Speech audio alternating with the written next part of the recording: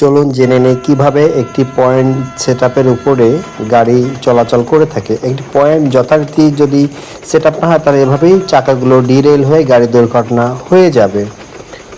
এই যে পয়েন্ট এক পাশে যখন চাপ হয়ে গেল এবং অন্যদিকে রেলটি গ্যাপ হয়ে গেছে, দেখেন কত সুন্দরভাবে একটি গাড়ির চাকা চলে আসলো। ঠিক অপোজিটে আরেক সাইডে যখন আমরা অন্য লাইনে গাড়ি নেব, ঠিক এইভাবে পয়েন্টগুলোকে সেট আপ করে সুন্দর পরিবেশের মাধ্যমে পয়েন্ট অপারেটিং সিস্টেমের মাধ্যমে এই সেট আপগুলো করা হয়ে থাকে। আর এই পয়েন্ট অপারেটিং সিস্টেমের মাধ্যমে আমাদের এই গাড়ি চলাচল করা হয়ে থাকে। যদি কোনো কারণে এই পয়েন্ট অপারেটিং সিস্টেম ভুল হয়ে যায় তাহলে গাড়ি ডিরেল হওয়ার সম্ভাবনা 99। চলুন দেখে আসি কিভাবে পয়েন্ট সেট আপ করা হয়ে থাকে।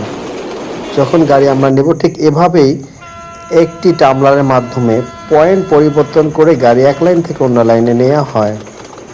এভাবেই পয়েন্ট সেটআপের মাধ্যমে গাড়িগুলোকে সম্পূর্ণ নিরাপদে চলাচল করা হয়ে থাকে।